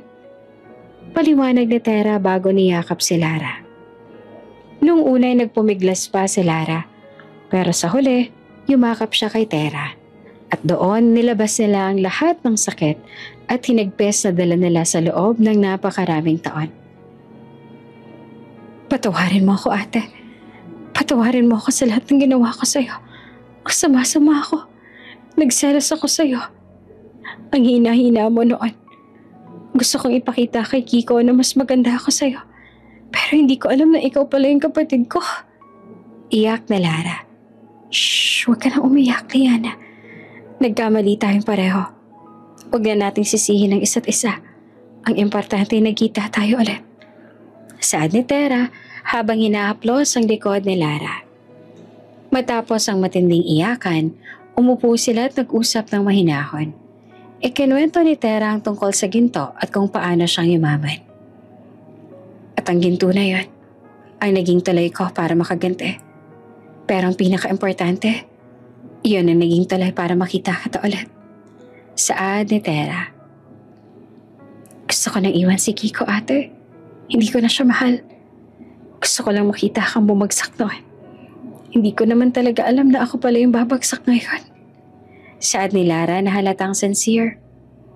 Iwanan mo siya, Lara. Iwanan mo siya. Huwag mo nang babalikan yung lalaking yan. Cheater siya at hindi siya karapat-dapat para sa'yo. Utos ni Tera. Matapos ang kanilang emosyonal na reunion, parehong nakaramdam ng gaan sa loob sina Tera at Lara. Sa wakas, ang puwang na matagal nilang naramdaman ay napunan. Nakaupo sila sa private office ni Tera habang nagpaplano ng kanilang mga next step. Ate, sobrang salamat talaga. Hindi ko alam kung paano ako makakabayad sa ginawa mong sakripisyo nung bata pa tayo.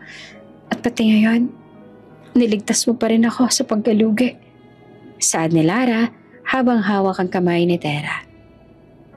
Wala yon, Liana. Kapatid kita. Iyon ang importante. Kailangan lang nating ayusin yung gulo na sinimulan natin. Si Kiko. Paliwanag ni Tera. Huwag kang mag-aalala, ate. Tapos na ako kay Kiko. Nakita ko na kung gaano siya ka-cheap at kawalang kwenta. Hindi ko naman siya mahal. Saad ni Lara. Alam ko. Pero kailangan natin gawin ito ng tama. Kailangan ma-realize niya na sabay natin siyang iniwan at sinira. Para malaman niya na mas malakas tayo kapag magkasama. Paliwanag ni Tera. Sinabi ni Tera ang plano niya. Gagamitin na lang sale ng kumpanya ni Lara kay Tera bilang pain. Liana, pumirma ka na sa kontrata ngayon. Pero wag mo munang ibigay sa kanya yung buong halaga. Ibigay mo lang yung pambayad sa utang. Wag mo siyang bigyan ng kahit anong share sa sale. Utos ni Tera. Bakit ate? Dahil gusto mo siyang pahirapan pa? Hindi na yan para saktan pa siya. Para lang ma-realize niya na wala siyang karapatan sa yaman mo at sa yaman ko. Ang gusto ko, i-confront natin siya na magkasama tayo. Doon natin sasabihin na mag-isa siya at tayong magkasama. Paliwanag ni Tera. Nagplano sila ng meeting kasama si Kiko. Kunwari ay papakilala ni Lara si Kiko kay Mrs. Santos na siya ring si Tera. Sinabihan ni Lara si Kiko na magkita sila sa isang mamahaling restaurant para sa final discussion tungkol sa sale ng company. Salamat, love. Alam ko hindi mo ako pababayaan. Sana may makuha akong share sa sale para makapag-umpisa ulit ako. Saad ni Kiko sa text. Nang makita ni Lara ang text ni Kiko, umiling siya. Sobra siyang walang hiya. Wala siyang pakialam sa akin. Ang pera ko lang ang gusto niya. Reklamo ni Lara. Hayaan mo na, Liana. Malapit na tayo matapos. Ang importante, magkasama tayo sa huli. Saad ni Tera sabay yakap sa kapatid. Nagpakwento si Tera kay Lara tungkol sa buhay niya bilang ampon. Umiiyak si Lara habang nagsasabi na kahit mayaman sila, hindi niya naramdaman ang tunay na pagmamahal. Puro material na bagay lang daw ang ibinibigay sa kanya. Alam mo ate, naiinggit ako sa'yo noon. Kahit mahirap ka, mukhang mahal na mahal ka ni Kiko noon. Iyon ang gusto kong agawin sa'yo. Pag-amin ni Lara. Ang tunay na pagmamahal hindi inaagaw, Liana. Nandito ako. Magkasama na tayo. Ito yung tunay na pagmamahal na kailangan natin. Saad ni Tera. Dahil sa sale ng company ni Lara, mas lalo nakabili si Tera ng mas maraming gold bar sa private market upang maalis ang ebidensya. At ang yaman niya ay halos trumiple na. Dumating ang gabi ng confrontation. Nagkita si Tera at Lara sa restaurant na pinili ni Tera. Isang high-end na lugar na walang-wala sa budget ni Kiko. Nakaupo si Tera sa private booth. Maliwalas ang kanyang designer dress. Si Lara ay nasa tabi niya. Mas kalmado na. Pero may halong kaba sa pag-aharap nila ni Kiko. Dumating si Kiko. Nakasuot ng lumang suit na halatang matagal nang hindi nilalaban. Pagkakita niya kay Lara, sumigla siya agad. Love, andito ka na. Ang ganda mo. Pasensya na traffic ako. Salamat nga pala sa pag-aayos ng meeting na to. I'm sure na may malaki akong share sa sale. Saad ni Kiko at akmang hahalikan si Lara pero umilig ito. Huwag mo ko halikan, Kiko. Wala namang tayo, diba? Mariing saad na Lara. Ha? Ano ba sinasabi mo? Biro lang ba to? Nasaan si Mrs. Santos? Gusto ko siya makausap tungkol sa share ko. Tanong ni Kiko na nagtataka. Tumingin si Tera kay Kiko at napangiti ng sarkastiko. Ang business na pinag-uusapan niyo, tapos na. At wala kang share. Saad ni Tera na nakatingin kay Kiko bago niya hinubad ang shade sa suot niya. Bigla namang nanlaki ang mga mata ni Kiko. Tera? Ikaw? Bakit ka nandito? Nasaan si Mrs. Santos? Yung Mrs. Santos na hinahanap mo? Andito na sa harap mo. Ako may-ari ng kumpanya na bumili sa lugi mong negosyo. Saad ni Tera na may lamig ang boses. Nagulat naman si Kiko at napatingin kay Lara. Lara, ano to? Sinasabotahe mo ba ako? Naglalaro ba kayo? Walang laro-laro dito, Kiko. Tapos na tayo. Wala ka na maibibigay sa akin kundi problema. At oo, sinisira ko ang buhay mo. Kasi, sinira mo yung buhay ng kapatid ko. Saad ni Lara. Nagtaka si Kiko bago muling napatingin sa dalawa. Kapatid? Anong kapatid ang sinasabi mo? Lasing ka ba, Lara? Hindi siya lasing, Kiko. Totoo ang sinasabi niya. Ako ang kapatid niya. Saad ni Tera at natulala si Kiko. Ang dalawang babae na sumira sa buhay niya, magkapatid pala. Hindi ako naniniwala. Pinaglalaroan niyo lang ako. Saan ka kumuha ng pera, ha? Saan ka kumuha ng pera? Sigaw ni Kiko na animong nanggagalaitin na sa galit at animong wala na rin sa sarili. May share ako dyan dahil asawa kita. May share ako dyan dahil asawa kita, Tera. Asawa pa rin kita. Patuloy sa pagsigaw ni Kiko. Bago sinubukan niyang hawakan ng kamay ni Tera. Hinawi naman ni Tera ang kamay ni Kiko dahilan upang matigilan siya. Mali ka, Kiko. Itong success na to, nakuha ko nung wala ka na sa buhay ko. Itong success na to, binigay ng kapalaran sa akin para sirain yung mga cheaters na katulad mo. At wala kang share dyan. Mariing saad ni Tera. At ako, wala akong ibibigay sa'yo na kahit anong pera. Iiwan na kita. Hindi kita iiwanan ng kahit na ano. Sana maghirap ka sa buhay mo dahil yan ang nararapat sa'yo. Dagdag pa ni Lara. Biglang tumayo si Kiko at animong galit na galit. Hindi pwedeng ganito. Kung hindi niyo ako bibigyan, ipagkakalat ko sa lahat na magnanakaw si Tera. Hahanapin ko kung sinong ninakawan mo o kung sino bang ginamit mo para mapunta ka dyan. Hahanapin ko kung sinong tumulong sa'yo. Hahanapin ko kayo. Gusto mo bang malaman kung sinong tumulong sa akin? Sino? Sabihin mo. Si Mr. Alfonso Guevara. Yung bilyonaryo na nawala ng ginto. At gusto kong malaman mo, Kiko, na nagsettle na kami ni Mr. Guevara. Saad ni Tera. Settle? Ano nagsettle? Hindi ko na sinoli yung ginto niya. Pero ako, ang naging investor niya.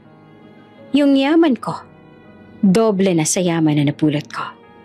At ngayon, ako na nagmamayari ng shares niya sa ibang kumpanya. Paliwanag ni Tera. Doon na nagsimulang gumuho ang mundo ni Kiko. Wala na siyang laban. Yung divorce papers nasa lawyer ko na. Pirmahan mo na lang. Pagkatapos umalis ka na. Wala kang makukuha sa akin. At wala kang karapatan. Saad ni Tera. Tumayo si Kiko na walang imik.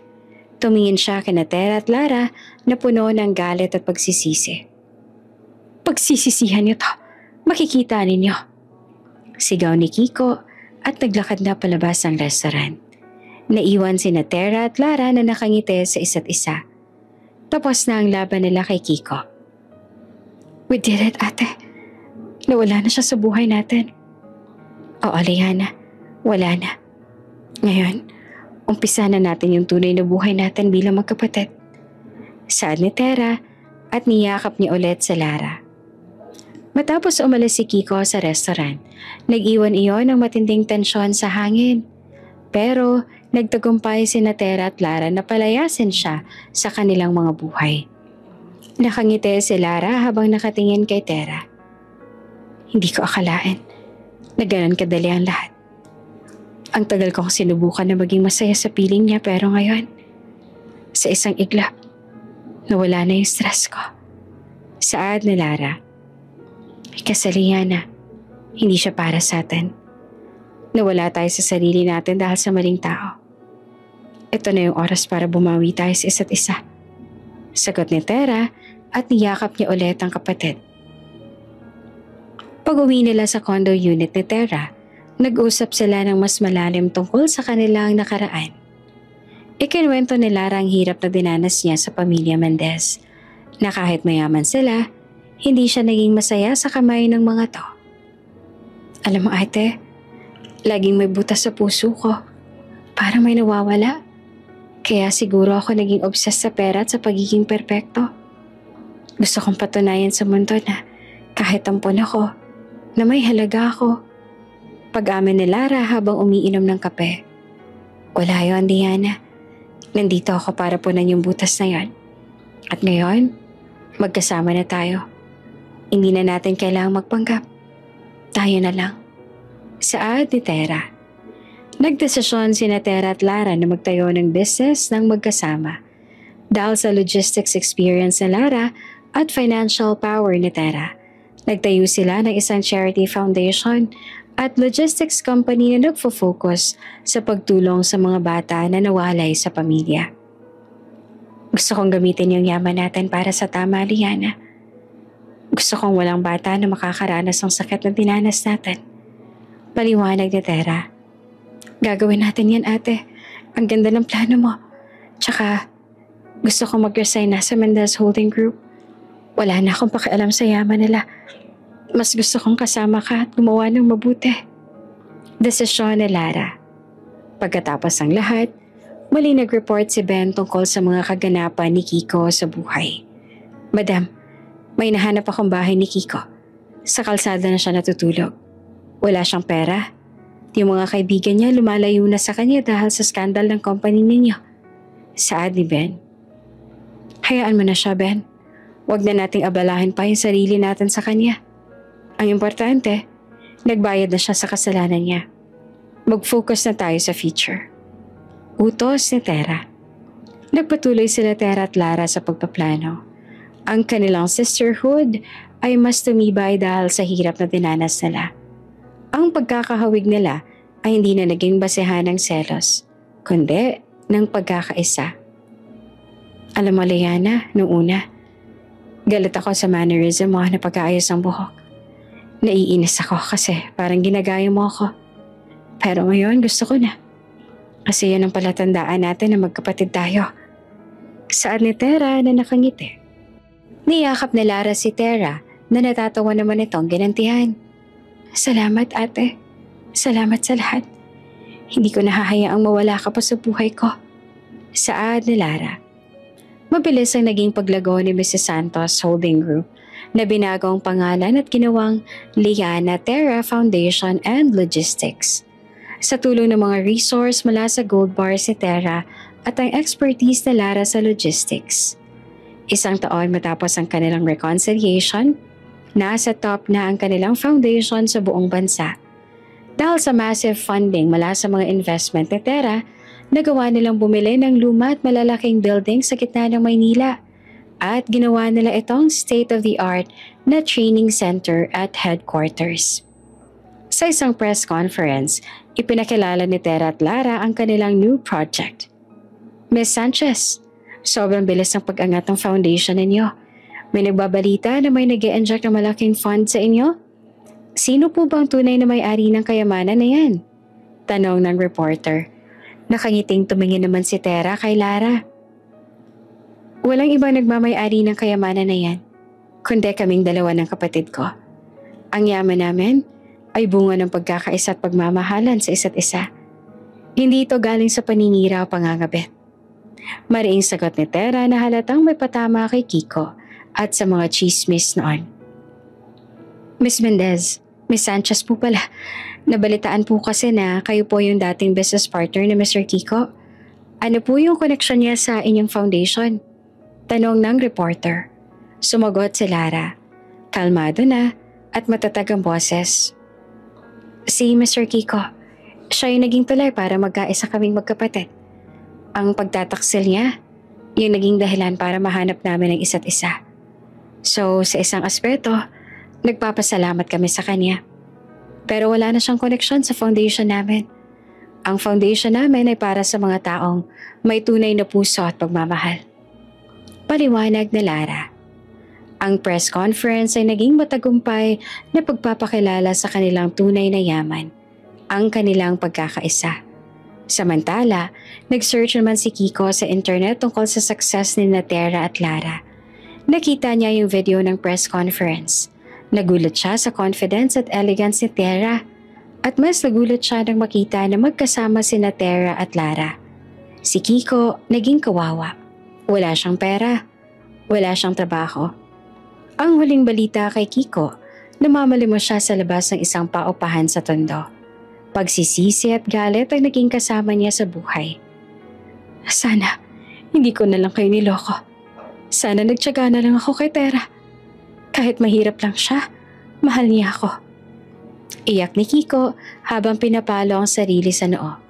Sa kabilang banda, abala naman si Tera at Lara sa pagpaplano ng kanilang vacation. Iba na ang lifestyle nila ngayon, puno na ng adventure at pagmamahalan. Ate, may nakita akong lugar sa Iceland. Gusto ko doon. At ate, may nahanap akong lumang picture natin nung bata pa tayo. Ang saya-saya natin noon. Saad ni Lara. Tiningnan ni Tera ang picture. Dalawang maliit na babae, magkayakap, nakangiti, kahit may punit-punit na damit. O Liana, saya-saya natin. Pero mas masaya tayo ngayon kasi wala na makakapaghiwalay ulit sa atin. Saad ni Tera at niyakap niya ang kapatid. Habang patuloy na lumalago ang Liana Tera Foundation and Logistics, ang buhay naman ni Kiko ay patuloy na bumabagsak. Wala siyang pera, walang trabaho, at walang matuluyan. Ang dati niyang confidant at kaibigan ay nagtago na dahil ayaw na lang madamay sa skandal at financial mess na meron siya. Makalipas ang ilang buwan, si Kiko ay tuluyang naging pulubi na walang matitirahan. Namumuhay siya sa ilalim ng tulay, umaasa sa awa ng mga tao. Ang dating confident at suave na si Kiko ay naging malungkot at gutom.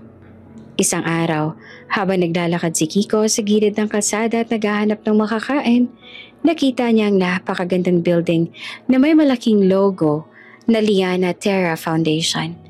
Naalala niya yung press conference at ang pagtatagumpay ng dating asawa niya at ng dating kabit niya. Hindi pwedeng ganito. Dapat akin ang kayamanan na yan. Dapat kasama ako sa tagumpay na yan. Bulong ni Kiko sa sarili, napuno ng galit at selos. Naglakad si Kiko papasok sa lobby ng building. Marumi ang suot at wala sa ayos. Nagulat ang mga security guard sa kanyang itsura. Hoy! Bawal ang mamalimos dito. Umalis ka! Sigaw ng guard. Hindi ako namamalimos. Dating asawa ko ng CEO ninyo. Gusto kong kausapin si Tera. May karapatan ako dito. Sigaw ni Kiko. Dahil sa iskandalo, agaran yon na ipinaalam sa opisina ni Tera. Naunang lumabas si Lara. Kiko, anong ginagawa mo dito? Nakakahiya ka?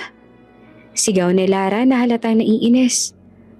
Lara, parang awa mo na. Tulungan mo naman ako. Alam kong mayaman ka. Bigyan mo naman ako ng pera. Dahil sa inyo naghihirap ako. Pagmamakaawa ni Kiko na lumuluhod sa harap na Lara. Dahil sa sarili mong kasalanan, kaya ka naghihirap. Umalis ka na dito. Huwag mo nang gagambalain yung trabaho namin. Utos ni Lara. Bigla namang lumabas si Tera na walang emosyon ng mukha. Diretso siyang tumingin kay Kiko. Anong ginagawa mo rito ha, Kiko? Huli na ang lahat. Wala ka ng karapatan dito. Sad pa ni Tera. Tera, parang awa mo na. Naaawa na ako sa sarili ko. Maawa ka naman sa akin. Bigyan mo naman ako ng pera. Dahil sa ginawa mo, naghihirap ako ngayon. Sana hindi na lang kita iniwan. Hindi na lang sana ako naghanap ng iba. Iyak ni Kiko na sobrang sincere sa paghihirap. Sana. Oo. Sana. Sana hindi ka na lang nagsinungaling sa akin. Pero huli na ang lahat. Let's just say, karma mo na to. Paliwanag ni Tera. May kinuha si Tera sa bulsa niya. Isa iyong sobre. Heto, Kiko. Huwag ka mag-alala. Hindi ito lugaw. Pambili mo lang to ng ticket papunta sa probinsya. Mag-umpisa ka na lang sa simula. Huwag ka nang magpakita ulit sa amin. Saad ni Tera, sabay bato ng sobre sa mukha ni Kiko. Ang laman ng sobre ay 10,000 piso. Ang exact amount ang pinabigay ni Kiko kay Lara noon. 10,000? Anong gagawin ko rito? Sigaw ni Kiko. Iyang 10,000 na yan, Kiko. Iyan ang katumbas ng respeto mo sa akin. Kulang pa yan sa sakit na dinanas ko. Kaya umalis ka na dito. Utos pa ni Tera. Doon na nagsimulang umiyak si Kiko. Hindi dahil sa pagmamahal, kundi dahil sa pagbagsak niya. Kinuha niya ang sobre at umalis ng building. Lumipas ang 5 taon, ang Liana Tera Foundation and Logistics ay hindi na lang isang local success story. Ito ay naging isang multinational organization. Sina Tera at Lara ay kinilala na bilang businesswomen na may puso. Ang kanilang foundation ay nakapagpabalik ng daan-daang mga bata sa kanilang tunay na pamilya at nakapagpatatag ng mga educational centers sa iba't ibang bansa. Ang dating kasakiman ni Lara ay napalitan ng katapatan at pagmamalasakit. Ang dating pagiging self-pitying ni Tera ay napalitan ng lakas at matibay na paninindigan. Isang hapon, nakaupo si Tera at Lara sa balcony ng private villa nila sa Tagaytay. Nagkukwentuhan sila habang pinapanood yung sunset. Ate, naalala mo pa ba yung naglalakad ka sa eskinita? Umiiyak ka tapos bigla mo napulot yung ginto. Oo, Liana. Yung ginto na yun ay naging simula ng pagbabago ng buhay ko. Pero mas naaalala ko yung pakiramdam ko nung makita kita sa office na umiiyak, tsaka nagagalit. Doon ko naramdaman na hindi ko kaya nasaktan yung kapatid ko. Saad ni Tera. Salamat at hindi ka nagpadala sa galit mo, ate. Yung pagmamahal mo sa akin, yun ang nagligtas sa akin sa kasamaan. Sabi ni Lara at niyakap niya si Tera. Hindi kalaunan, lumabas na yung balita tungkol kay Kiko. Siya ay nagtatrabaho na ngayon bilang utility worker sa isang maliit na probinsya. Nagsisisi siya sa kanyang mga kasalanan at ginagamit niya ang natitirang lakas para bumangon sa buhay nang walang koneksyon sa yaman ni Tera at Lara. May natanggap na text message si Tera mula sa kanyang dating legal assistant. Ito ay galing kay Kiko. Wala akong gustong kunin sa'yo. Gusto ko lang magsabi sa'yo ng salamat. Salamat sa pagturo sa akin ng leksyon at patawarin ninyo ako sa lahat ng sakit na dinulot ko sa inyo. Masaya ako sa narating ninyong dalawa. Saad ni Kiko sa text. Napangiti namang pinakita ni Tera ang text kay Lara. Mukhang tapos na talaga yung laban. Mukhang okay na siya. Sabi ni Lara dahilan upang mapangiti si Tera bago niya muling niyakap ang kapatid. Ilang taon pa ang lumipas, ang foundation nila ay naging isa sa pinakamalaking philanthropic organization sa Asia. Ang sisterhood ni Tera at Lara ay hindi lang business partnership. Ito ay tunay at wagas na pagmamahalan. Ang kanilang kwento ay naging inspirasyon. Isang patunay na ang pag-ibig ng kapatid ay kayang manalo laban sa kasakiman at pagtataksil. Isang gabi, naghahanda si Tera at Lara para sa charity gala ng foundation. Pareho sila nakasuot ng magagandang gown. Nagbihis ng iisang silid, gaya ng ginagawa nila nung bata pa sila. Ate, naaalala mo ba yung nagplano tayo ng revenge kay Kiko? Kung hindi dahil sa ginto at sa galit mo, siguro magkaaway pa rin tayo. Saad ni Lara habang inaayos ang hikaw niya. Yung ginto, Liana, simbolo lang yan ng kapangyarihan. Yung tunay na ginto sa buhay ko, ikaw. Yung pagmamahal natin sa isa't isa, yon ang nagbibigay sa akin ng tunay na yaman. Sagot ni Tera habang nakangiti. Lumabas sila ng silid na magkahawak kamay. Nang dumating sila sa gala, pinalakpakan sila ng lahat. Sila ang bida ng gabing iyon. Sa gitna ng selebrasyon, tumayo si Tera para magbigay ng talumpate. Ang foundation na to ay simbolo ng pagbabago. Ang buhay ko ay hindi naging madali. Pinagtaksilan ako, minamaliit, at pinalaya sa sarili kong bahay. Pero sa gitna ng kawalan, Nakita ko yung isang bagay na nagpabago ng lahat. Iyon ang nagbigay sa akin ng pag-asa para bumangon. Pero yung pinakamalaking regalo na binigay ng kapalaran sa akin, ayun nakita ko na yung nawawala akong kapatid, si Liana. Tiningnan ni Tera si Lara na punong-puno ng pagmamahal. Ang kwento namin ni Liana ang patunay na ang pagmamahal ng magkapatid ay mas makapangyarihan pa kesa sa galit o pagtataksil. Kahit nasira na yung pamilya namin noon, binuon namin itong ulit. Ang tunay na yaman, hindi ito nakikita sa salapi, kundi sa mga taong mahal natin. Pagtatapos ni Tera, nagpalakpakan ng lahat pagkatapos ng speech niya. Sa kabilang bahagi naman sa isang tahimik na probinsya, nakatingin si Kiko habang pinapanood ang gala. Napabuntong hininga siya. Wala na siyang galit. Pagsisisi na lang at tayong naiwan sa puso niya. Tama ka, Tera. Yung pagmamahal ng pamilya, iyon ang pinakamahalaga. Bulong ni Kiko sa sarili. Ang sabi nila, kahit anong hirap o sakit ang mararamdaman mo, may pag-asa ka pa rin para bumangon. Kahit na hindi naging maganda yung buhay ni Tera sa kamay ni Kiko, naging maganda naman ang takbo ng lahat nang muli niyang makita si Liana. At iyon ang pinaka-importante sa lahat, bukod sa sako ng ginto na kanyang nakita. Bago ka pa lang sa channel neto, ibang kwento ni Ate Jane, istorya mo, ikwento ko. Huwag kalimutang pindutin ang notification bell at subscribe button.